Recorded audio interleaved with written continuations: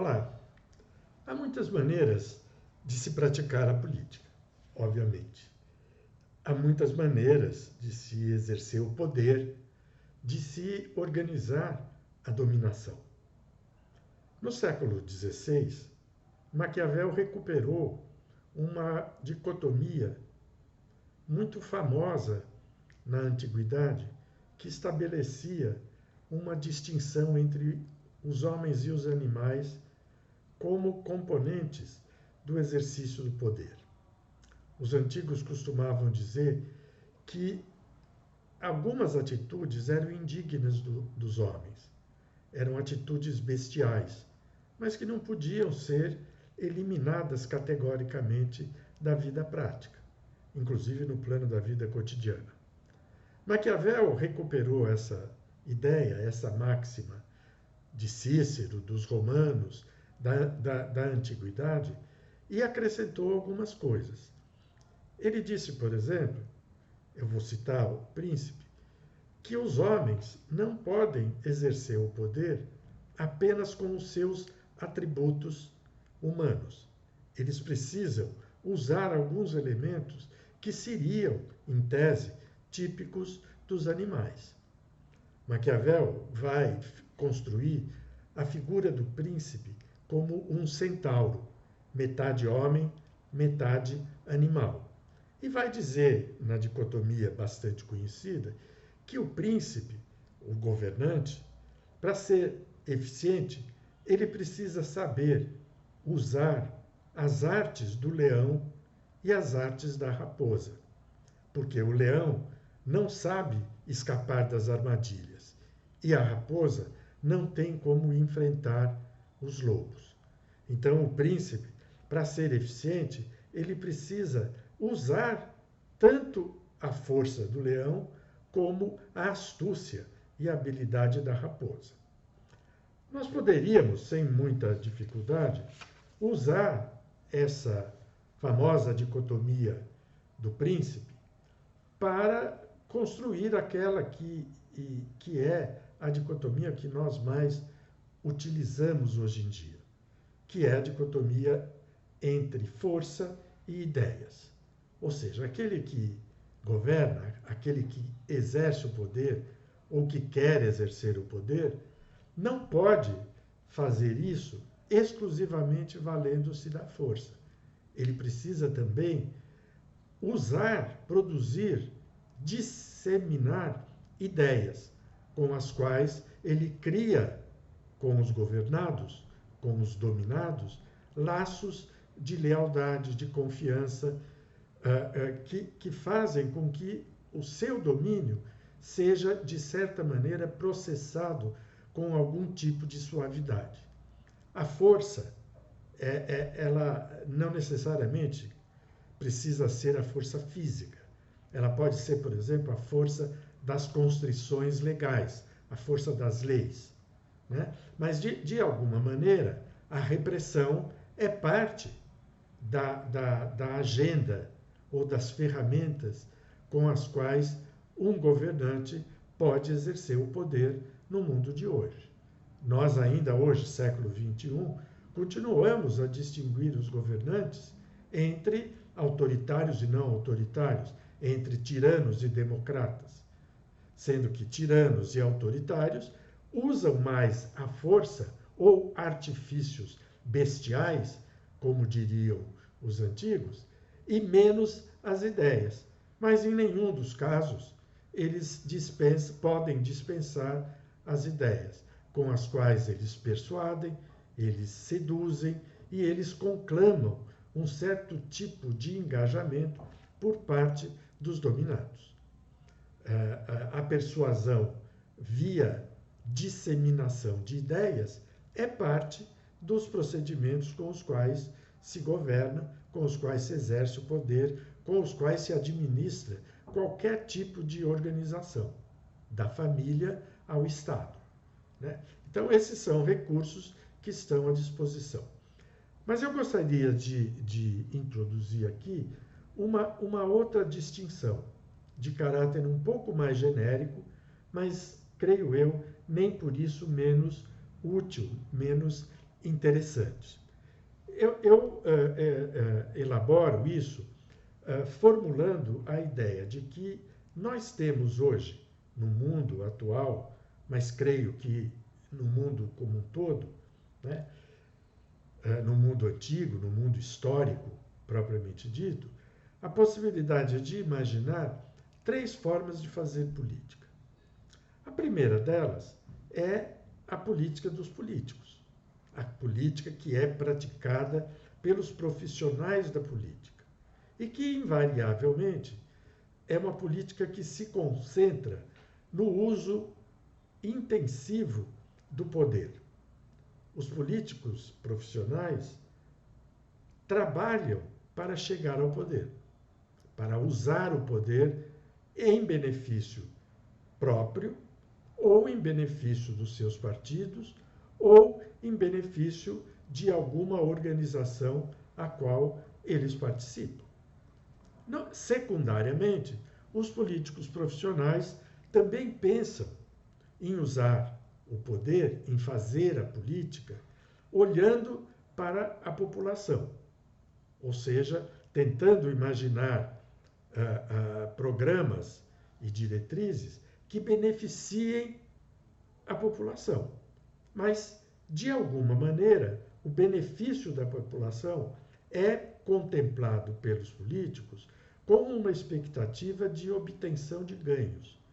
Ou seja, mais ou menos como se os políticos profissionais, essa forma político-profissional de fazer política, né, estivesse sempre à espera de uma espécie de agradecimento por parte dos eleitores em função dos benefícios que eles, políticos, teriam produzido para a vida cotidiana dessas pessoas.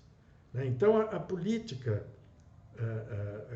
dos profissionais da política, essa maneira de fazer política, eu chamo de política com uma política muito pragmática, muito focada na obtenção de ganhos, na obtenção de uma possibilidade de obter o reconhecimento por parte dos eleitores. Evidentemente, essa forma de política não tem, em tese, nada de condenável. Ela é algo que integra o leque de opções que se tem na vida das sociedades, especialmente na vida das sociedades complexas, onde vigora o princípio da representação democrática. Deputados e senadores são representantes da população e têm como atribuição devolver à população alguns benefícios que foram cogitados pelos eleitores na hora em que definiram o seu voto. Né? Então, é razoável que os políticos profissionais trabalhem com a perspectiva de obter algum tipo de devolução por parte dos eleitores daquilo que eles, políticos, fizeram de positivo ou de alegadamente positivo para a vida dos cidadãos. Então, essa é uma forma de fazer política que não merece nenhum tipo de restrição, por mais que muitas vezes ela possa se valer da fraude, da dissimulação, da simulação, da mentira, da corrupção. Né? Porque tudo isso está, digamos assim, presente nas formas que os políticos profissionais adotam para fazer política. Né? O mundo não é feito, no que diz respeito ao poder, pela ação de anjos. O mundo é feito, a política é praticada por anjos e demônios. Né? É praticada por pessoas honestas e por pessoas desonestas. Sendo que por desonestos, nós não precisamos entender aqueles que roubam, mas sim podemos entender aqueles que nos iludem, né? Que é uma forma de desonestidade. No mundo que nós vivemos hoje, mundo de redes, de informações excessivas, a fraude, a desonestidade ou a prática de inverdades está espalhada de uma maneira irrefreável. Nós não podemos imaginar a vida atual como sendo feita exclusivamente a partir da circulação de verdades. A ideia de verdade na política, como em todos os casos, é sempre escorregadia, né? O que é a verdade em política? Isso é algo que a filosofia política tem discutido desde sempre, né? Há até uma ironia platônica de Platão que lembrava a possibilidade dos homens políticos, dos governantes, praticarem a boa mentira, a mentira que ajudaria, né? que não seria praticada com o efeito maligno, maléfico, ou seja, a mentira que produziria proteção e resguardo, digamos assim. De resto, nós todos sabemos, e se não sabemos, podemos rapidamente nos dar conta e perceber, que a mentira, entendida aqui como uma espécie de sinônimo da dissimulação, da não revelação da verdade das coisas, das verdades factuais, ela é companheira de viagem de qualquer ação política. E muitas vezes ela é aplaudida, como, por exemplo, a prática dos diplomatas. Os diplomatas que tratam da política externa dos diferentes países são artistas da dissimulação, ou do silêncio, ou da cautela, né? Ou dos artifícios retóricos com os quais prolongam determinadas etapas de uma negociação entre Estados, né? A política faz-se valer sempre desses artifícios de dissimulação, que se poderia também associar à ideia da astúcia, a astúcia da raposa. A raposa é a figura maquiavélica, né, que desarma as armadilhas, que, portanto, cria condições para que um exercício de poder se torne vitorioso, facilita a ação do governante. Então, a política dos políticos é a forma principal e a forma que, de certa maneira, está no nosso horizonte quando nós pensamos em política. Quando nós falamos em política, para o bem e para o mal, nós estamos pensando basicamente nessa forma de fazer política, a política dos políticos. No entanto, essa não é a única forma. Os cidadãos também praticam política, também fazem política, conscientemente ou inconscientemente. Ou seja, de forma mais deliberada ou menos deliberada.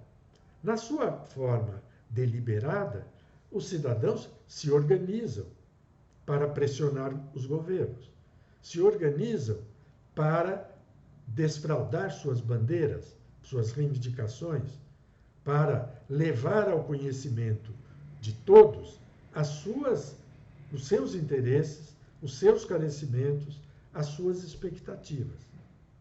Essa forma de fazer política eu chamo de política dos cidadãos. Ela é uma política com muita política, porque ela se faz tendo em vista de forma direta o alcance de determinados interesses, o alcance de determinados objetivos que, de alguma maneira, reverberam na vida coletiva como um todo. Ou seja, é óbvio, os cidadãos podem se colocar politicamente tendo em vista tão somente a conquista de interesses particulares, né? Algo que tem a ver com um círculo restrito de pessoas que poderão se beneficiar de uma determinada ação, de uma determinada reivindicação. Nós costumamos, por exemplo, usar a palavra corporativismo para nos referirmos a essas ações que se voltam exclusivamente, de modo estreito, à defesa de interesses particulares, né, que quase sempre estão concentradas em determinadas corporações. Por exemplo, no mundo profissional, na vida dos bairros, na vida das cidades, na vida de determinados nichos que se formam na sociedade. Mas, de uma maneira geral, os cidadãos estão fazendo política o tempo todo porque, de algum modo, têm a expectativa de encontrar em algum trecho da estrada uma forma melhor de vida comum, de vida coletiva, né? É algo que fica evidentemente complicado quando nós constatamos que na vida atual há muita individualidade, muita fragmentação.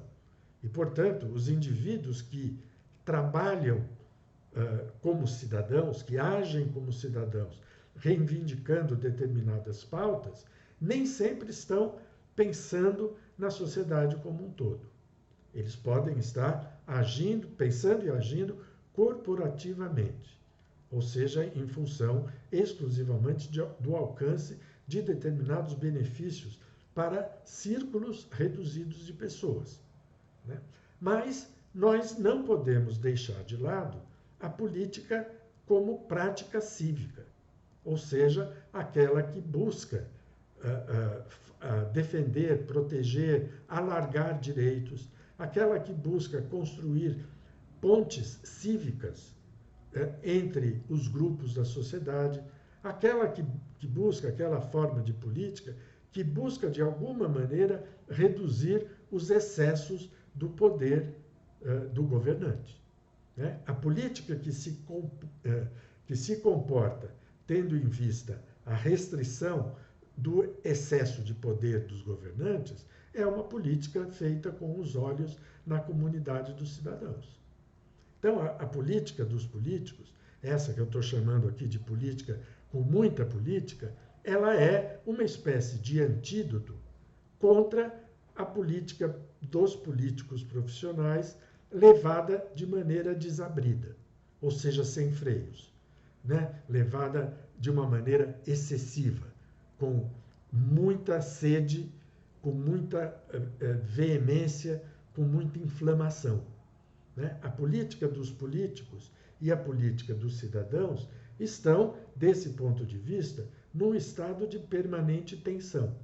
E é bom que assim seja, porque, de alguma maneira, a política dos políticos pode trazer para os cidadãos alguns fatores, alguns elementos, alguns benefícios que a política dos cidadãos sozinha não conseguiria produzir.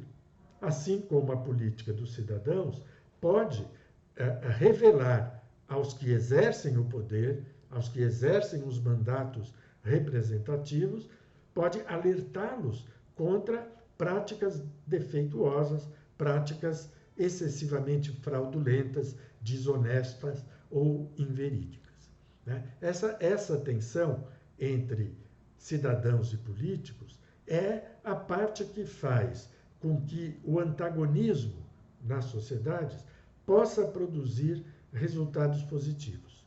Os antagonismos, ou a tensão entre cidadãos e políticos, ou mesmo a tensão entre os cidadãos, são, desse ponto de vista, fatores que impulsionam a vida social em direção a uma dimensão mais rica, mais cívica, mais baseada em ideias do que na força.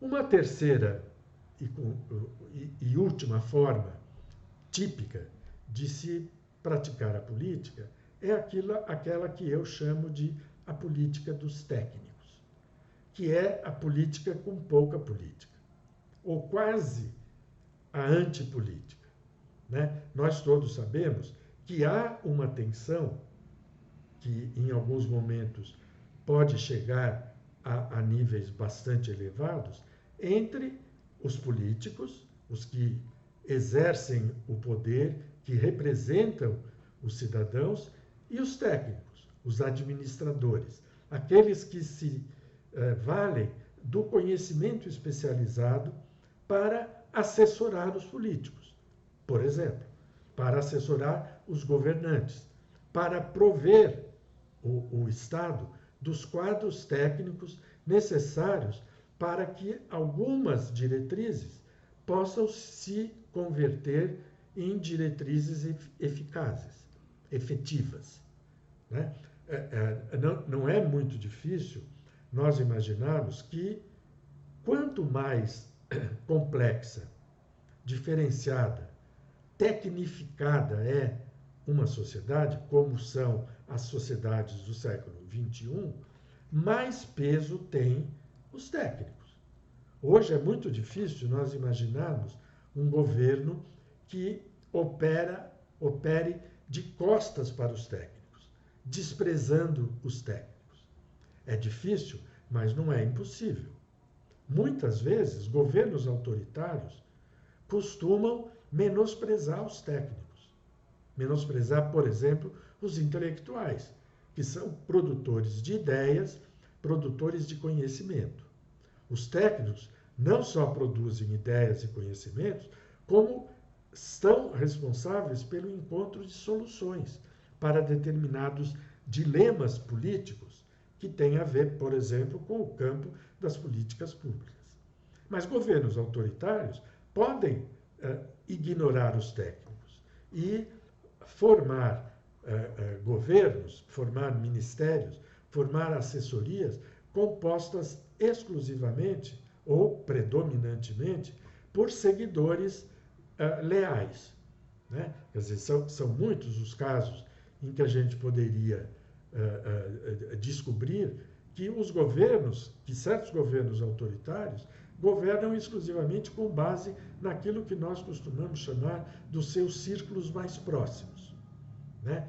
Seguidores mais leais, pessoas que estão dispostas a tudo para defender o chefe, pessoas que fecham os olhos para tudo aquilo que contesta a vontade do chefe, pessoas que são fáceis nos aplausos ao chefe e empurram, esses governos terminam por empurrar para os bastidores o conhecimento técnico. Né? Durante a pandemia, por exemplo, do Covid, foram alguns os governantes que menosprezaram o conhecimento técnico ao fazerem a negação das vacinas, que acabaram por imunizar a população de praticamente o mundo todo. Né? Esses governantes, nós não precisaríamos citar nomes, eles são bastante conhecidos, terminaram por causar tragédias sérias, grandes tragédias na vida das sociedades que estavam sob seu governo. E fizeram isso menosprezando o conhecimento técnico, o valor da ciência e assim por diante. Então, a política dos técnicos, em sociedades complexas como são as nossas, é uma forma de política indispensável. Ela não pode ser empurrada para a margem. Ela precisa ser devidamente valorizada. O que não significa que ela possa ser a voz que comanda o Estado, que comanda a vida de uma sociedade. A política dos técnicos precisa, vamos dizer assim, ser corrigida tanto pela política dos políticos como pela política dos cidadãos. Os técnicos não são senhores do universo. Eles não têm uma razão superior à razão dos demais. Eles têm uma razão diferente, que é a razão instrumental, a razão que é capaz, digamos assim, de se valer de números, estatísticas, conhecimentos, informações para construir soluções para os dilemas que são enfrentados pelos governos, que são enfrentados pela comunidade dos cidadãos. Mas a política dos técnicos não pode prevalecer. Quando ela prevalece, ela se converte em antipolítica. Ela se torna um elemento que se volta contra a política, se volta contra a autonomia dos políticos, se volta contra a capacidade de elaboração e de decisão dos políticos e se volta contra os valores da vida coletiva. Né? A política dos técnicos, ela pode ser valorizada sem que, com isso, ela comande as diferentes formas de se exercer o poder numa comunidade de cidadãos. Agora, eu concluo dizendo que, como talvez tenha ficado claro, essas três formas de política, elas podem trabalhar de forma convergente. E a sorte de uma sociedade está depositada exatamente no entrelaçamento virtuoso da política dos políticos, da política dos cidadãos, da política dos técnicos. Quanto mais uma sociedade tiver condições de promover esse entrelaçamento, mais chances ela terá de construir um futuro digno, um futuro melhor e de encontrar nos seus governos fatores de produção, fatores que impulsionem a vida para uma posição mais interessante, mais rica, mais humana. É isso. Até a próxima.